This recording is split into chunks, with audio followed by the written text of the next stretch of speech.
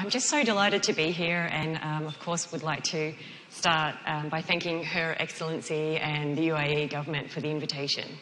I've just been told that my talk has been reduced by 3 minutes to try and help us keep to time, but I've also just made an executive decision that I'm going to also eat into a little bit of my time, because we've all been sitting still for a long time today, and so I'm going to start with a little exercise, and I'm going to ask everyone to stand up, please, and turn and face a partner. We're going to run a quick brain break, which is a positive education activity. So what I will need is for everyone just to be quiet for a moment so you can hear the instructions. Thank you. So if you could please turn to your partner and point your index finger towards each other to the point where they're almost touching, but they're not quite touching. Now, I would like within your partnership for you to nominate one person who is the leader.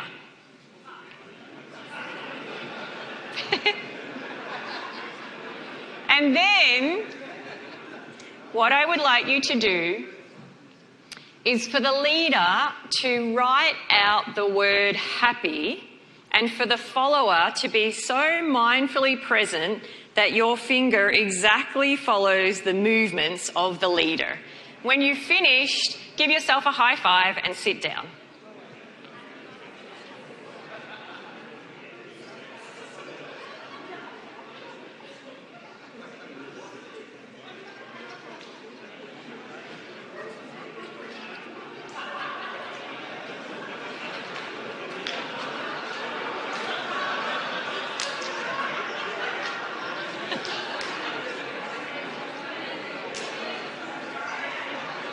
Okay, thank you, everyone.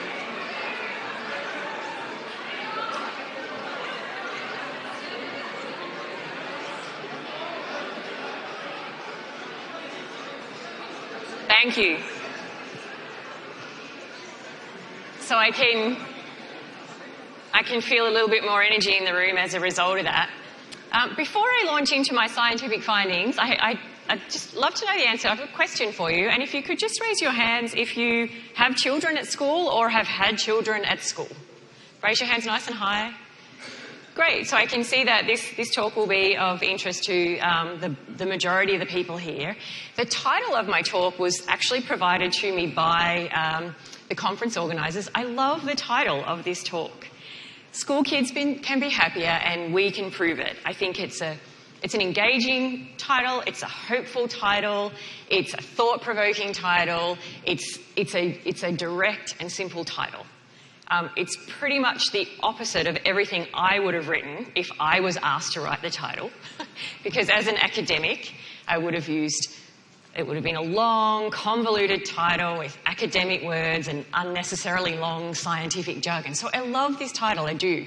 But I also have to be honest and share with you that when the title came through to me in the provisional program on the weekend, I did have a little bit of a sort of cringe moment because as a social scientist, when I was trained as a research psychologist, I was a trained psychology researcher to never use the word prove.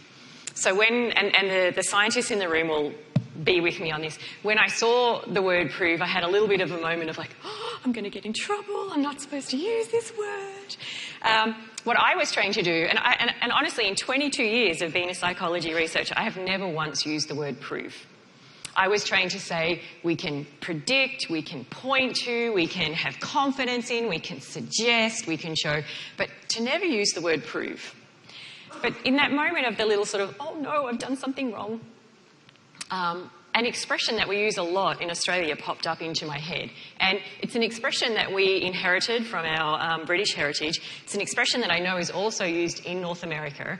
And I imagine it's an expression that you either directly know or you have your own similar expression. And so the expression that popped up into my head was, the proof is in the pudding. Do you know that expression? The proof is in the pudding. So the proof is in the pudding is that I can cook a delicious dessert, I can cook a delicious pudding, and I can tell you that it's a delicious pudding, or I can actually allow you to taste the pudding, and you can decide for yourself. So I'm not going to use the word prove today, but what I am going to do is to show you evidence after evidence after evidence of where schools have put in place wellbeing programs that have successfully built the mental health of a young person. And I'll let you decide the proof in the pudding. And we know that this is something that we need because the most recent World Health Organization statistics show us that young people across the globe are struggling. Somewhere between 10 to 20% of young people globally are experiencing mental disorder. And we also know that that's an underreported figure. Half of all mental illness begins at the age of 14. It's such a young age. And I have a 14-year-old son at home.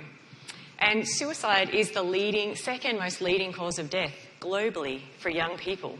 The second most leading cause of death. And it's preventable. And I don't know about you, but when I see these statistics, they make me feel deeply sad. And I don't just stand up on stage in front of you as a research professor. I also stand up on stage in front of you as a woman who experienced mental disorder in my teen years. And much like our last speaker, I grew up in a difficult family, mother who had a very severe mental illness. She spent time in and out of psychiatric institutions, multiple suicide attempts, electric shock therapy, and when things weren't going so well for her, a lot of violence in my childhood. So I am one of those statistics, and I suffered a mental disorder as a teenager. My younger sister also suffered a mental disorder as a teenager. And when you grow up with trauma, it bonds you in a very special way. So my sister and I were very bonded, and we both made a decision at a young age to make meaning of our suffering, to grow up and help people, help children, prevent what occurred to us. So I grew up to be a psychologist, and she grew up to be a social worker. But very sadly, I lost my sister to suicide. So I want to say that I definitely engage with these statistics in my professional role, but these statistics are also very personal to me because I'm a person who's lived on the inside of these statistics. And for me, what that's done is forge a very clear sense of meaning and purpose. And I believe that the reason that I'm here, not just here in Dubai, but here, is to do everything I can to help to protect, build and support the mental health of young people. And so with that clear purpose, one of the questions that's been guiding me for over a decade now is, what role can schools play in the mental health solution for young people? Because when you think about it, aside from family, schools are the place where a young person spends the most of their time. And if we step back and take the bigger picture of our society, schools are the institution in which most people spend the bulk of their time. Schools have access to a vast number of young people for long periods of time, from the age of 4 to the age of 18, 5 days a week. And that's not only in advanced countries. 99% of young people go to school in developed countries. But we're seeing really pleasing trends in developing countries as well. In the 1960s, only 50% of teenagers went to school in developing countries. Now it's 80% of teenagers. And the figure is even higher for younger children, primary and elementary school age. 90% of children go to school in developing countries. So across the world, schools are these institutions that have wide reach to vast numbers of young people for a long period of time, which says to me that they can be part of providing a mental health solution for our young people. But it's not just that schools have wide range of access to young people. It's also that when we go to school, this is the time where we have the highest level of neuroplasticity. And the neuropsychologists now tell us that there are 2 key peak periods of neuroplasticity. One is 0 to 6, and we've known about that for a long time. But the neuropsychologists, together with the adolescent psychologists, have also been able to show us in the last decade that we have a second key peak period of neuroplasticity, and that's between the age of 12 and 26. So obviously neuroplasticity has huge implications for academic learning at school. But it also has huge implications for the mental health of a young person at school. And in fact, the neuropsychologists are now helping us to understand why it is that teenage years are the time where we are most likely to experience mental disorder. And that's because of this heightened neuroplasticity.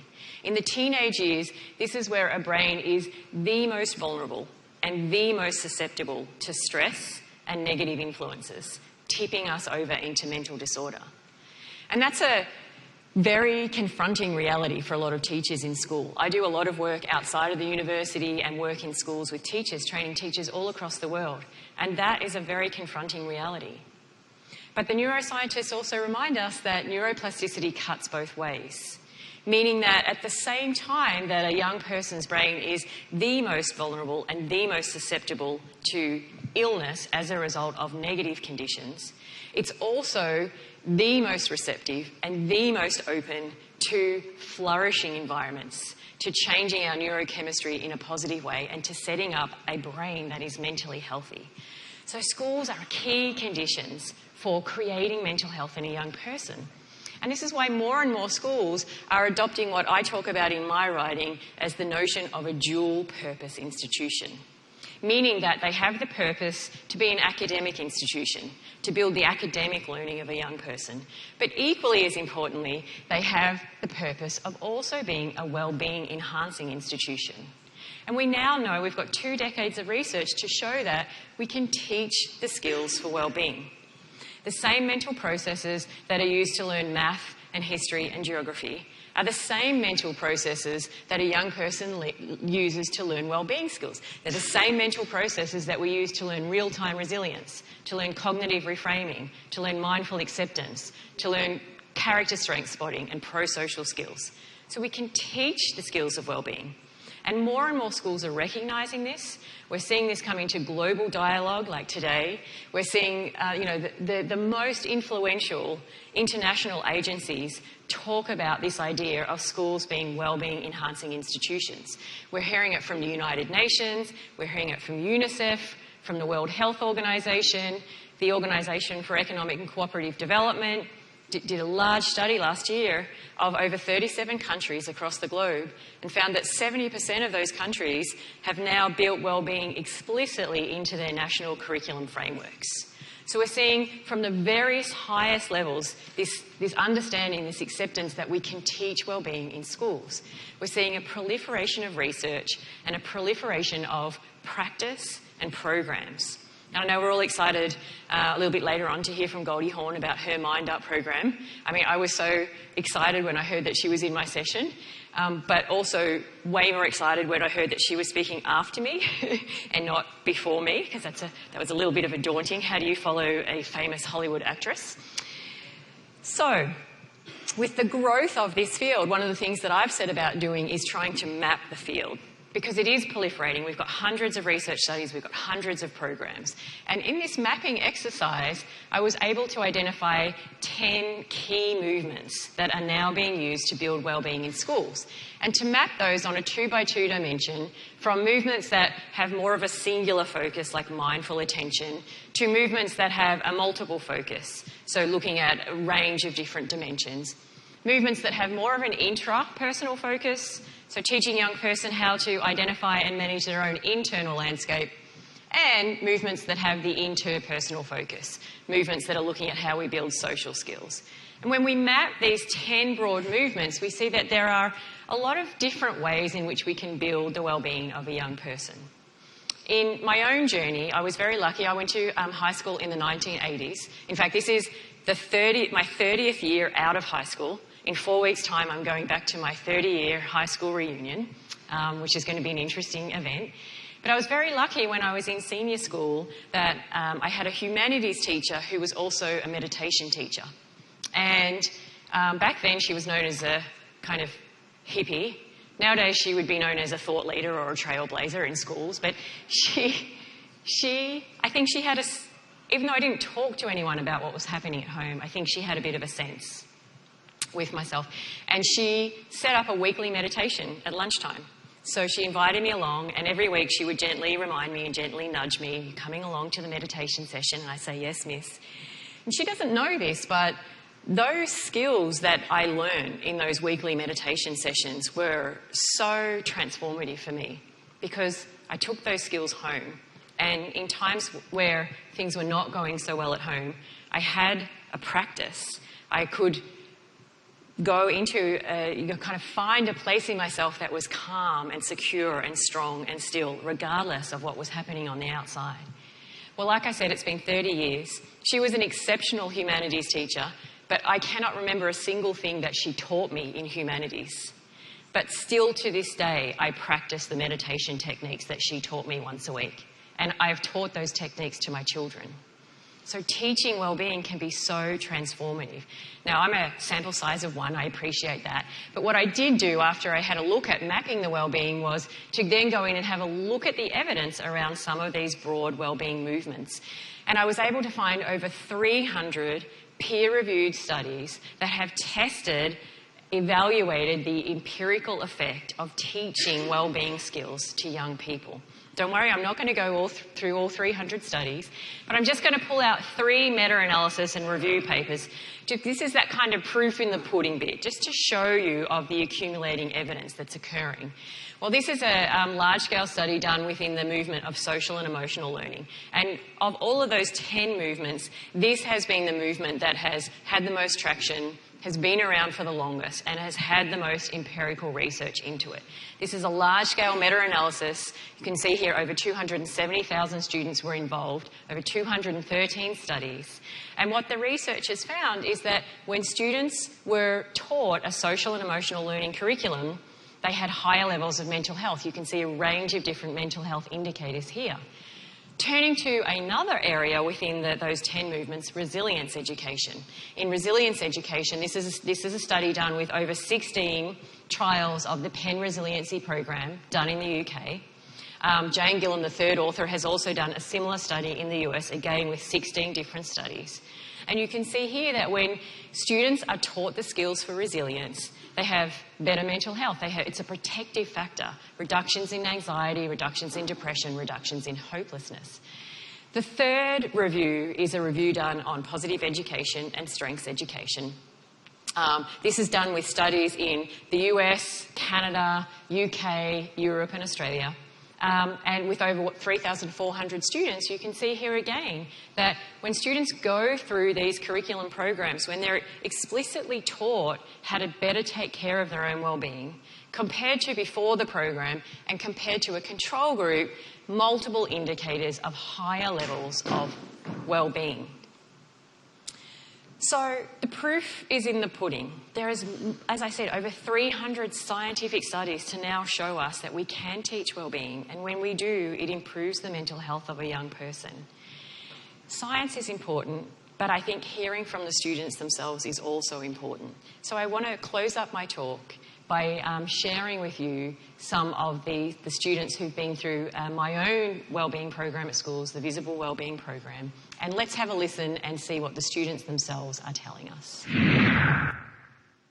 Being involved with the Visible Wellbeing Summit really educated me to understand more in depth why we're feeling the way we're feeling, what causes it, and what we can do to fix it. And on top of that, know that the teachers are aware of that as well.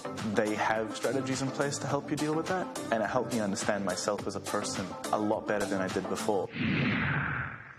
Being involved in Visible Wellbeing has changed my thinking as a student, as in we know that we have strengths that are stronger than others, but we know that the ones that don't rank as high, we know that they're not weaknesses, they're just strengths that we can work on. Since the Visible Wellbeing Summit, the teachers have implemented wellbeing in the classroom and spoken a lot about wellbeing and how important it is for us in grade 12. Wellbeing is just so important for a student. It's everything. Without your health and without your mental, physical and emotional health, you can't function properly, and the more maximised you can make your wellbeing, the better.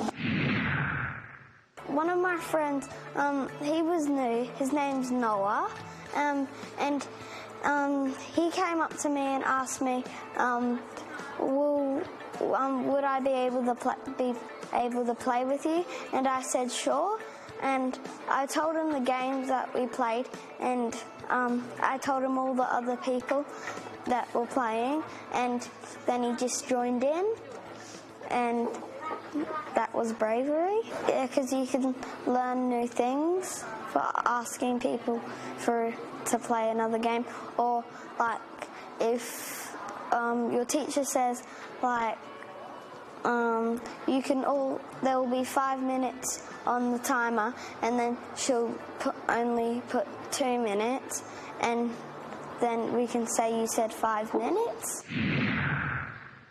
And we also have something called mindful meditation. It's when we all lie down and there's like a clip playing and it's got music, and then we all lie down and close our eyes, and if something after break time, because if something bad happens because you like had an argument, you can just let that go and stay in the moment, and then you're ready to learn and be happy and calm. So I'm not going to use the word proof, but I do think the proof is in the pudding, and we've got a very strong scientific case for being able to promote the mental health of young people at school. And that little girl is 7 years old, and her level of literacy and understanding around mental health as a result of being introduced to these ideas is quite profound. And I encourage us all to think about how we can bring that into the life of a young person. And for me, in my own personal journey, I can't help but wonder if my sister had had the opportunity to go to a school that had taught some of these skills, whether she would still be with us today. So thank you very much.